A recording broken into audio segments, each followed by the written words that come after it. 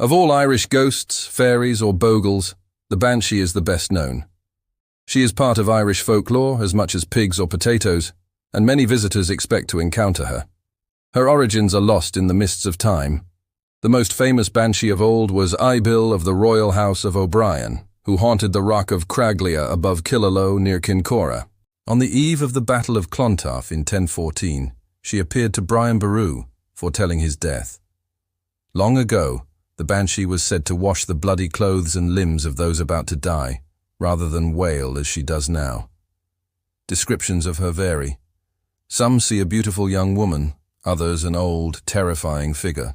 One witness described a tall, thin woman with long, flowing hair, wrapped in a white cloak, crying piercingly. Another saw a small woman with light hair and a red cloak. Though often linked with Irish families, her presence is not exclusive to them. One of the oldest Banshee stories comes from Lady Anne Fanshawe in 1642. While staying in an Irish castle, she awoke to a ghastly scream and saw a pale young woman with reddish hair floating outside the window. In the morning, the host explained that a relative had died during the night. The spectre, he said, was the spirit of a wronged woman drowned in the moat by an ancestor, a ghost that appeared before every family death. Another account, told by Mr. T.J. Westrop, describes an eerie night in 1776. His ancestors were returning home near the old church of Kilchrist when they heard keening and saw a grey-haired woman in a dark cloak wailing on the church wall. The young men searched the ruin but found no one. At home, their mother reported seeing a raven with fiery eyes tapping at the window. Soon after, word came that their father had died suddenly in Dublin. Banshee encounters often occur near the moment of death. One story tells of children who saw an old woman crying by a rock near a Demesne gate. The next day, a nearby gentleman was found dead, at the exact hour of the apparition.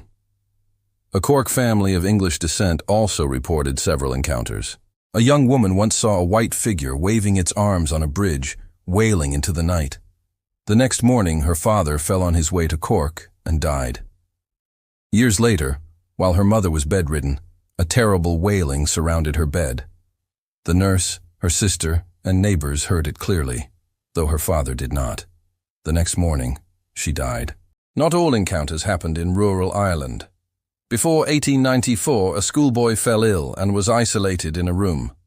One day, during a doctor's visit, he suddenly cried out, saying he heard someone wailing. The Banshee, he claimed.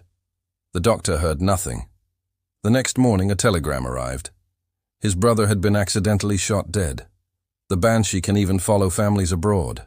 On a yacht in Italy, a colonel saw a red-haired, green-hooded woman with a terrifying face. No one else did. An American guest recognized the description as that of a Banshee. The yacht's owner, a count of Irish descent, confirmed his lineage traced back to the O'Neills. Hours later, he died suddenly of heart failure. According to Elliot O'Donnell, the Banshee never appears to the person whose death she foretells. Others may see or hear her, but not the doomed individual. If everyone notices her except one, that person's fate is sealed. For centuries, her cry has been heard across Ireland, sometimes a soft, sorrowful keening, sometimes a piercing shriek. Whether seen as a vengeful spirit, a family guardian, or a messenger of death, the Banshee remains one of Ireland's most haunting and enduring legends.